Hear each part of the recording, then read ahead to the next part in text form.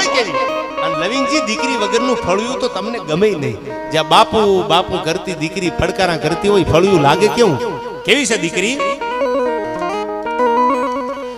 કે મારું આંગણું શોભે છે જેના હેતથી ને લો. મારું આંગણું હે શોભે છે જેના હેતથી રે લો.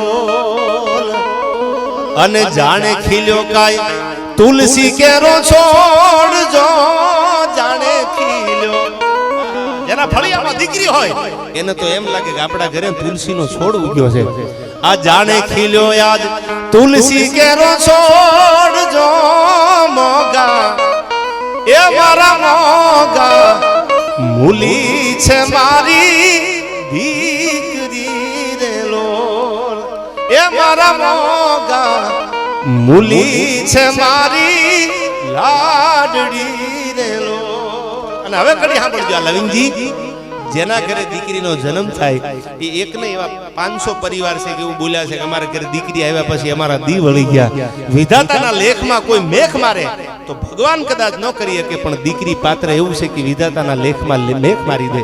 અને ત્યારે આ કડીમાં કીધું કે એને પગલી પાડી જગાડ્યું ભાગને રે લો. એ જેને પગલી રે પાડી જગાડ્યું ભાગને. બાપના હુતેલા ભાગ હોય નસીબ હુઈ ગયા હોય. એક બાજુ નસીબ હુતા હોય ને એક બાજુ દીકરીનો જન્મ થાય તો બાપના હુતેલા ભાગને જગાડે અને વિધાતાના લેખમાં મેખું થરબે ને એ પાત્ર દુનિયામાં દીકરી છે. અને હવે સાંભળજો આ કડીમાં કે એને પગલી રે પાડી જગાડ્યું ભાગને રે લોલ. અને હવે કે પછી લેખમાં એને મારા સે કાયું મેખજો. લેખમાં એને આજ મારા સે કાયું મેખજો. મોગા એ મારા મોગા મૂલી છે મારી દીકરી રે લોલ. એ જેવી મોગા મૂલી છે મારી લાડલી રે લોલ. ખાલી દુનિયામાં ધીંગાણા કે દાતારી દીકરાએ કરી એટલું નથી. ટાણું આવ્યું તે દીકરીઓ ઉભી રહી ગઈ. બાપને દીકરી બહુ વાલી હોય અને લવિંગજી દીકરીને બાપ બહુ વાલો હોય. અટાણે નો સાવાના બનાવ આપણે સાંભળી છીએ ત્યારે હું વાતો કરું છું આજની દીકરીઓને. તમે તો જન્મથી ઝાંસીની રાણી લક્ષ્મીબાઈ છો. તમારે બનવાની ક્યાં જરૂર છે યાર. કોની તાકાત છે મીઠ માંડી કે આ દેશની દીકરી સામે. અને ત્યારે મને યાદ આવે છે આ દાદબાપુની કવિતા કે દુનિયાની સામે કોઈ લડક ન દીધી હોય પણ પોતાની દીકરી લવિંગજી વળાવતો ને તેથી બાપ રહ આહુડે પાદરમાં રોતો હોય. જગતમાં કોઈ તાકાત નથી કે રોવારી શકે પણ દીકરી જાતી હોય ત્યારે બાપ રોવે. અને હું તો અટાણે કહું છું કોઈના ઘરે દીકરાનો જન્મ થાય પેંડા વેચાતા હોય મોટી મોટી પાર્ટી બનતી હોય થતી હોય એને મુબારક છે. અને દીકરીનો જન્મ થાય ને કોઈનું મોઢું બગડતું હોય તો એટલું યાદ રાખજો તમને મને જન્મ દેવા વાળી માં છે ને એ કોકની દીકરી છે યાર. આપણી બહેને કોઈની દીકરી છે યાદ રાખજો. મને તમને જન્મ દેવા વાળી એ કોઈની દીકરી છે. દીકરી દેવો ભવ. આ દેશમાં દીકરીઓએ જે કર્યું છે કોઈ કરી નથી શક્યું. ત્યારે મને કવિતા યાદ આવે. શું કીધું? અને આ પ્રસંગ મને યાદ આવે ભાવેશભાઈ. આમ તો આપણા બહુ બોલાતો હોય છે. એક બાજુ જાનું પરણવા આવેલી ભાણેજની અને એક બાજુ પોતાનો દીકરોનું ખોળિયું ખાલી થઈ ગયેલું. હોનારા ને હા હોનારા પરિવાર. હજી જો પરિવાર જો તમે આ બાજુ લગન લેવાડેલા લગન ગીત ગવાતા માંડવામાં આ પ્રસંગો મને બોલવાનું મન થાય છે. આજે એવા બધા માતાઓ બહેનો બેઠા એટલા પ્રસંગો બોલું. કેવા લગન ગીત ગવાતા સાંભળજો. લવિંગજી અમારા સૌરાષ્ટ્રમાં આવા લગન ગીત ગવાતા કે કોયલ બેઠી આંબલિયાની ડાળ એ મારો મોરલિયો બેઠો રે ગઢને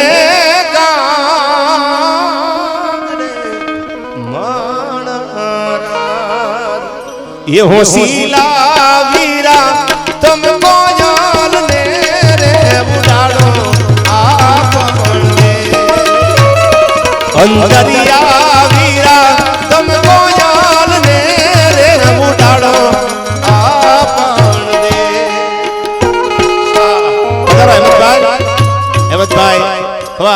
ધારાસભ્ય શ્રી આ એમની પણ હાજરી છે. પધારો, આપનું ખૂબ ખૂબ અહીંથી સ્વાગત છે.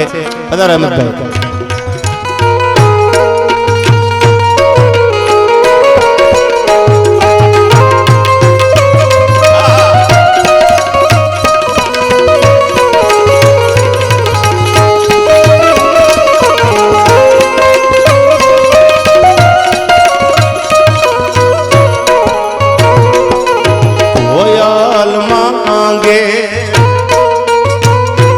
મારી કોયલ માંગે કાંબિયું નીજો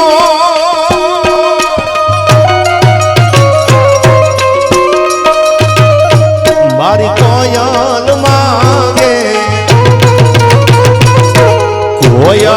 માંગે કાંબિયું નીજો મારો વરરાજો માંગે રે લટીએ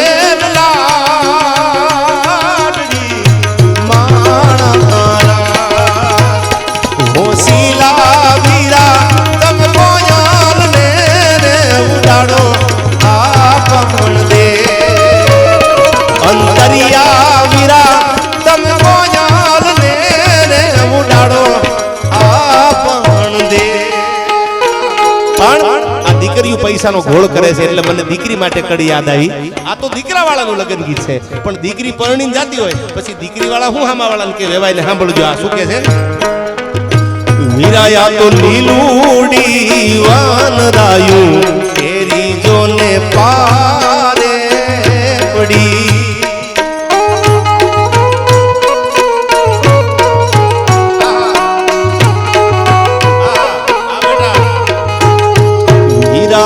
તો લીલુડી વાનરાયું કેરી જોને પારે પડી.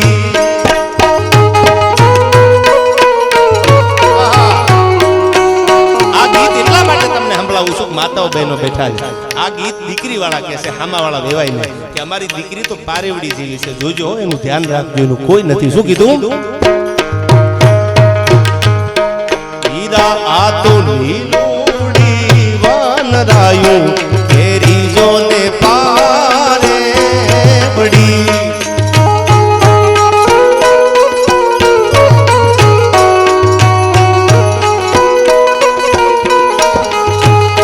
દીધી એને અજાણે પરદેશ એનું કોણ હશે.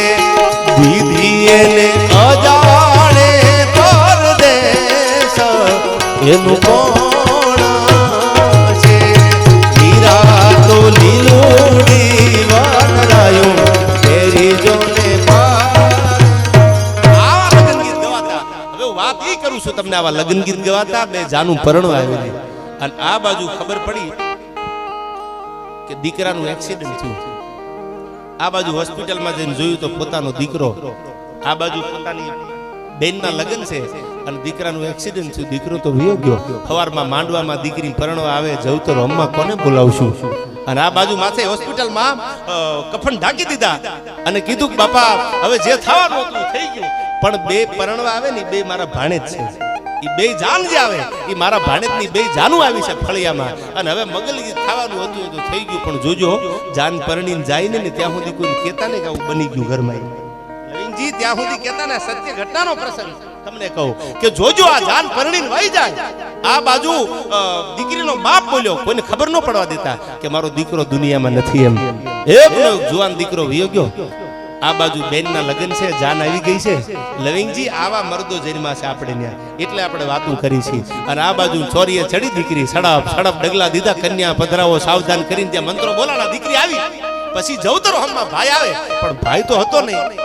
એટલે કીધું મારો ભાઈ ક્યાં? એટલે કીધું કે બેટા તારો ભાઈ તો તને ખબર છે, ઈ ટાણે ક્યાં આવીને ઉભો રહે છે, ઈ તો આડોહળો કે કામે મોકલ્યો ને વિયો ગયો, હમણાં આવી જવાનો. કાકાના દીકરાને બોલાવો, મામાના દીકરાને બોલાવો. કાકાનો દીકરો આવ્યો એને જવતરો હેમાં, બીજો ફેરો આવ્યો જવતરો હમવાના, બીજા જવતરો હેમાં. જે કાકા દાદાના ભાઈઓ હતા એને જવતરો હેમાં, પણ પોતાનો માનો જાણો હગો ભાઈ નો જોયો.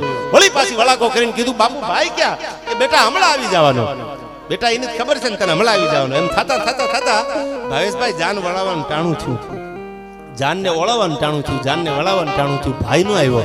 ધ્રુસકા ભરી ભરીને દીકરી રોવે, ભાઈ મારો ભાઈ ક્યાં, મારો ભાઈ ક્યાં? પણ ખબર ન પડવા દીધી, મોઢાની રેખા બદલાણી નહીં.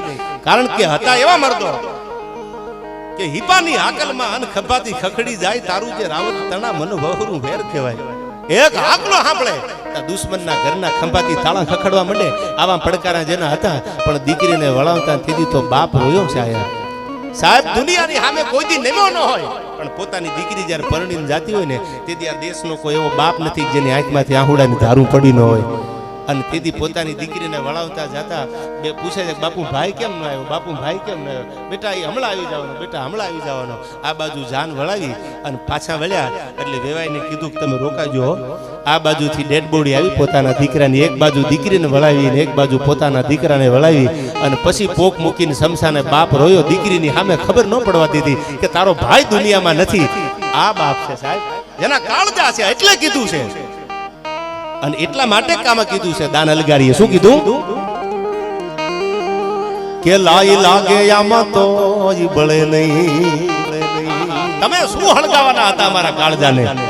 આ લાઈ લાગે આમાં તો બળે નહીં. એવા કાળજા કીધા રે આ દરિયો ખારો પાસો વીરડો મીઠો. આ દરિયો ખારો ને વીરડો મીઠો. એવા દાખલા દીધા રે એ જીવન નથી જંજાળ જીવન છે. આ જીવન નથી એ જંજાળ જીવન છે. જીવવા જેવું રે દાન અલગારી કે છે, પણ દીકરીને વળાવી દીધી. આ બાજુ દીકરાને વળાવી દીધો. આવા ઉજળા આહીરોના બલિદાન હજી બોલે છે. આજ પણ એ કથાને વાગોળી તો આપણી પાપણનો પડદો ભીનો થઈ જાય. હા હા આ તો બાપ કરી શકે. એક બાજુ દીકરીને વળાવી અને બીજી બાજુ શમશાને જઈને પોતાના દીકરાને વળાવ્યો, પણ ખબર ન પડવા દીધી કે બે જાનું ફળિયામાં આવી ઊભી છે. હવે હું રોવા બેહું તો ભૂંડો કેવો લાગુ? હવે બેયનું ભેળું તે દિવસે રોઈ લઈ અને પછી મોઢું ઢાંક્યું અને પછી એને આંખમાંથી છાતી ફાટે એટલે આહુડા પીડ્યાના છાતી ફાટે એટલું રુદન કર્યું. આવા ઇતિહાસો ડગલે અને પગલે જેના આપ્યા છે એવો ઉજળો આહિર સમાજ છે. આજ પણ જેની દાતારીની વાતો લઈ લો, જેની સમર્પણની વાતો લઈ લો, જેની ત્યાગની વાતો લઈ લો, ભાવેશભાઈ આપણે હજી વાતો સાંભળી તો હજી આમાં હોકારા આપે છે. અણિયાળાના પાદરમાં એક ગરીબ ખોરડામાં મહેમાનગતિ આહિરને કરાવી અને જમવા કાંઈ નહોતું, શાક રોટલી કાંઈ હતું જ નહીં. ત્યાં વડાગરા મીઠાની કણિયું આપી ખાલી. હવે દળેલું મીઠું આવે તેથી વડાગરું મીઠું આવતું હતું. એ વડાગરા મીઠાની કણિયું દીધી થાળીમાં. હવે એ થોડું જમવાનું હોય એને હાથ અડાડી અને આયર ઊભો થઈ ગયો અને બાવડું ચાલીને કીધું હાલો. બધા ખરખર આવેલા મેંદડા પડખે અણિયાળા ગામ એ બાર બોલાવી અને બધોય સમાજ જ્યાં ભેળો હતો, જ્યાં ડાયરો ભેળો થયો ત્યાં બોલાવીને કીધું કે મારે જેના ઘરે હું શિરામણ કરવા ગયો, જમવા ગયો, એના પડાળમાં નળિયા નથી. નળિયા વાળા મકાન છે પણ નળિયા નથી પૂરા. અને મારે દીકરી એના ઘરે દેવી છે. ઓલો તો મોટો માણસ જમીન વાળો, કોઈ કીધું તમે ગાંડા થઈ ગયા લાગો. આ ગરીબ માણસ છે, આની આગળ જમીન નથી, પડાળમાં નળિયા નથી અને તમે દીકરી દેવાની વાત કરો છો. અને તેથી કીધું દીકરી દેવી છે. આમ જો દેવા જાવ તો આયરનો દીકરો છે, લાંબો હાથ નહીં કરે. પણ દીકરી આપી છે અને દીકરીને ગાડા ભરીને કરિયાવર આપું તો ના તો નહીં પાડે ને. મારે આવા ખાનદાન માણાની જરૂર છે સાહેબ. ઈ જમાનો હતો, માણસ પેલા જાત જોતા જાત નહીં. કદાચ રૂપિયા ન હોય તો હાલશે, પણ ખાનદાની હોય અને જો સંસ્કાર હોય તો પૈસા વેલા મોડા આવે. પણ લવિંગજી પૈસા ગમે એટલા હોય ને સંસ્કાર ન હોય તો કેટલાયની પેઢીઓ ઉડી ગયાના દાખલા દુનિયામાં હજી દેવાય.